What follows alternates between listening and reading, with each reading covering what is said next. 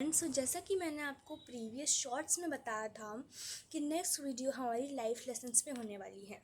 तो ये वीडियो हमारी लाइफ लेसन्स पे हो और लाइफ लेसन्स में हमारी वीडियो है अबाउट टाइम मैनेजमेंट। देखिए, टाइम मैनेजमेंट करना, को curricular activities, studies and other playing sports and other हमको कुछ करना है तो बहुत सारी चीज़ें हैं, नहीं हो पाती हैं। सो इसी के बारे में हम डिस्कस करेंगे आज की वीडियो में। देखिए, time management, I can understand time management बहुत ही ज़्यादा इम्पॉर्टेंट होता है एक स्टूडेंट लाइफ में। ठीक है, टाइम मैनेजमेंट के लिए आपको हर एक चीज़ को बैलेंस करके चलना पड़ता है। अगर आपको करना है सो आप करो, बट उसको बैलेंस करके चलो स्टडीज़ के साथ में, तभी आप उस चीज़ को कर सकते हो। अगर आप बैलेंस नहीं कर सकते, बैलेंस करना नहीं आता, सो यू कैन। देखिए, स्टडीज़ के लिए अपना एक फ़िक्स टाइम बनाइए। ठीक है, स्टडीज़ के लिए अपना एक फ़िक्स टाइम बना लीजिए एंड उसके साथ ही साथ में अपनी को करिकुलर एक्टिविटीज़ के लिए भी अपनी एक टाइम बना, एक फ़िक्स टाइम बना लीजिए। वो आपका इवनिंग में 1 आवर का स्पोर्ट्स हो सकता है एंड बाकी जो होमवर्क करने के बाद टाइम जो बचता है उसमें आप अपने को करिकुलर एक्टिविटीज़ को ऐड कर सकते हो। लाइक किसी को डांसिंग पसंद है तो किसी को सिंगिंग पसंद है, किसी को टॉकिंग पसंद है तो किसी को स्पीकिंग स्किल्स को सीखने के लिए टाइम चाहिए।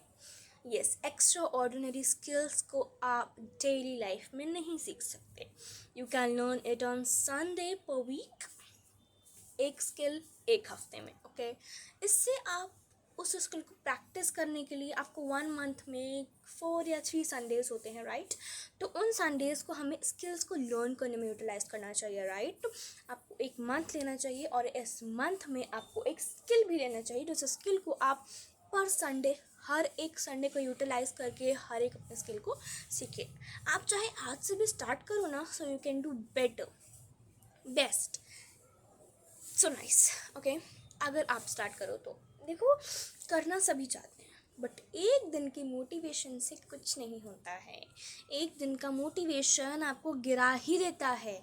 ऐसा नहीं है कि मैं सिर्फ आपको ज्ञान दे रही हूँ, बल्कि मैं भी ट्राई करती हूँ कि एक दिन की मोटिवेशन के बजाय मैं डेली में थोड़ा थोड़ा आगे, जैसे यहाँ से मैं यहाँ ऐसे जाऊँ, मैं ऐसे जाके ऐसे ना आ जाऊँ, ऐसे मैं ऐसे जाऊँ, राइट।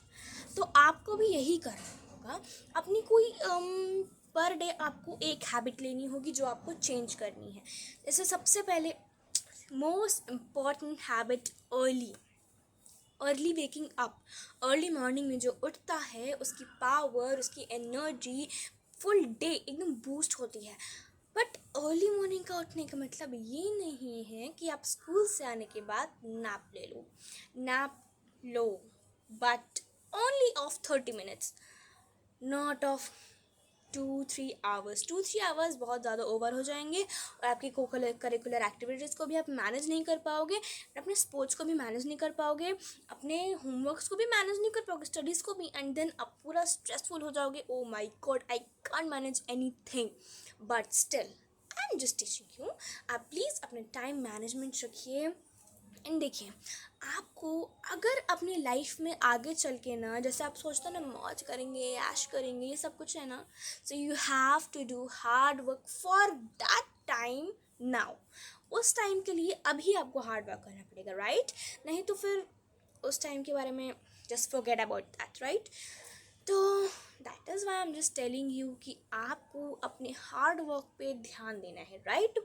देखिए, मैं आपको एक सिंपल सा रूटीन बताती हूँ। हाँ, मैंने आपसे कहा था ना कि एक हैबिट आप रखिए, एक हैबिट एक दिन में, सिर्फ एक हैबिट एक दिन में हमको सुधारनी है, राइट। जैसे कि सुबह उठना। बहुत से लोग हैं जो 9 बजे उठते हैं और स्कूल जब स्टार्ट होता है उसके आधे घंटे पहले उठते हैं और सब कर गए भैया, ठीक है। ये आपको नहीं करना है। आपको क्या करना है, आपको टाइम से उठना है, टाइम से नेचर को टाइम देखो। अपने लाइफ में खुद को टाइम देना मतलब नेचर को टाइम देना। खुद को टाइम देने का मतलब, आई नो आप लोग क्या समझते हो, रील्स स्क्रॉल करना, नो। खुद को टाइम देने का मतलब है प्लांट्स में बैठना, खुद को टाइम देने का मतलब है अपने बालकनी में जहाँ पे बहुत सारे हरे भरे प्लांट्स लगे हों वहाँ पे बैठना। खुद को टाइम देने का मतलब है कि ट्रीज से बात करना। खुद को टाइम देने का मतलब है अपने अच्छे मतलब अपने फेवरेट गॉड को याद करना, उनका नाम जप करना, ये अपने आप को टाइम देना है, राइट। देखिए स्टूडेंट लाइफ है, इसमें हमारा सिर्फ अपना कर्म करने का काम है, अच्छे कर्म, राइट। जैसे कि पढ़ना लिखना, अपने कर्म करने का, बड़ों की रिस्पेक्ट करना, छोटों से प्यार से बात करना एंड भगवान जी को, अच्छा ठीक है आपको कोई बुरा काम नहीं करना ना, तो आप हमेशा सोचते रहो कि भगवान जी मुझे देख रहे हैं एंड अगर मैंने कुछ गलत किया तो मुझे उसका वर्स्ट रिजल्ट मिल सकता है। आई एम डैम श्योर उसके बाद आप कभी नहीं करो, क्योंकि बात जब खुद पे आती है तो इंसान पता नहीं क्या कर जाता है, राइट। सो इसी को मैं आपको समझा रही हूँ। ओके परफेक्ट, मैं आपको एक रूटीन बता रही हूँ, ठीक है। देखिए सुबह you can start with 6 o'clock, ठीक है। अगर आप देखो 8 बजे से पहले उठ ही जाना है। 9 बजे उठते हो तो उसको 8:30 करो, 8 बजे उठते हो तो उसको 7:30 करो, ठीक है। 6 बजे उठते हो स्कूल से आधे घंटे, बोलो बेस्ट टाइम है, ठीक है। बट छुट्टी में कुछ लोग सो जाते हैं। अगर आप 6 to 12 में हैं सो आपको 5 o'clock पे उठना डेफिनेट है। बट मैं ये नहीं करी कि आज मैं उठी 9 बजे तो कल मैं सीधा 4 बजे उठूँगी, नो नो वे। अगर मैं आज 9 बजे उठती हूँ, आधा घंटा पहले अपने टाइम को शेड्यूल कर लेना है, ठीक है। जैसे इफ़ आप अगर 6 o'clock उठते हो तो आपको 5:30 अपना टाइम कर लेना है, राइट। जिससे कि आप उस चीज़ को मैनेज भी कर पाओगे। एंड देखो स्टडीज़, राइटिंग वर्क, असाइनमेंट्स आप स्कूल के आने के बाद करो, रेस्ट के बाद। एंड फिर अपने को curricular activities and then sports and then कल की preparation, to do list making and then oil putting, book reading and then sleep, day over. And holiday में ना बहुत सारे लोग बहुत वो रहते हैं, यार how can I do that, I mean कैसे करूँगा मैं हॉलीडे में, इतना टाइम रहता है। सुबह हम लोग हमेशा प्रोक्रास्टिनेट करते रहते हैं, अभी तो पूरा दिन पड़ा है, ये असाइनमेंट है, ओके दोपहर में कर लेंगे, दोपहर में, अरे अभी तो शाम बची है, शाम को कर लेंगे, शाम को, अरे अभी तो रात आने दो, रात तक हो जाएगा, पक्का हो जाएगा रात तक। होता नहीं है, और रात के 12 बजे बैठ के करते हैं और सुबह जल्दी आंखें नहीं खुलती है तो फटाफट करके हम बैग भी पैक करना भूल जाते हैं। फिर स्कूल में डांट खाते हैं कि बुक नहीं लाए हैं, और बुक न लाने की वजह से हम टीचर्स की नज़र में गंदे बचाते हैं, राइट। इसी चीज़ को इम्प्रूव करना है आपको। देखो अर्ली वेकिंग अप ना बहुत अच्छी हैबिट है। आप जल्दी उठ करके सोचते हो जल्दी उठ के करूँगा क्या करूँगा, डोंट नो ना, फॉलो दिस। देखो सबसे पहले उठ करके ना अपना मुंह धो लो, ठीक है। आपको नींद नहीं आनी चाहिए, चाहे जो हो जाए, नींद बिल्कुल नहीं आनी चाहिए, राइट। एंड देन अपने फेवरेट भगवान को याद करके उन्हें गुड मॉर्निंग विश करो, उन्हें कहो कि मुझे ये करना है, आप प्लीज़ मेरे साथ रहिए। अपने आइज़ को क्लोज करके उनको अपने सामने लाओ, राइट। कोई भी गॉड, चाहे वो आपके अल्लाह ही क्यों ना हो, चाहे आपके रब हो, चाहे कोई भी हो, ठीक है। देखिए मैं तो मानती हूँ कि सारे भगवान एक ही हैं, बस उनको ह्यूमंस ने अलग अलग करके ऐसे वैसे किया, राइट। सब एक ही होते हैं, हर मंदिर, हर मस्जिद, हर गुरुद्वारा मेरे लिए एक है और सबके लिए होना चाहिए, राइट। ओके नेक्स्ट टॉपिक पे चलते हैं। हाँ, फिर आपको क्या करना है, उनको याद करके फिर आपको बैठ जाना है योगा के लिए, जिससे कि आप फिट रहो, फाइन रहो। और हाँ, योगा में 2 चीज़ों को बिल्कुल मत भूलना, पहला अनुलोम विलोम, दूसरा सूर्य नमस्कार। अगर ये दोनों आप डेली करते हो ना 21 डेज़ के लिए, तो ये आपके लिए हैबिट हो जाती है। और लगातार करना है, आज किया कल नहीं किया, आज सुबह किया कल शाम को किया, अरे मैंने तो डेली किया था यार, नो। आपको सेम टाइम पे मतलब सन बस राइज होने ही जा रहा है, बस आपको कर देना है, राइट।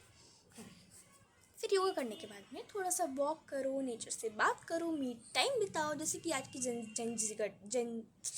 जेन जी करती हैं, मी टाइम बिताओ, ये करो वो करो, बट अपने लिए।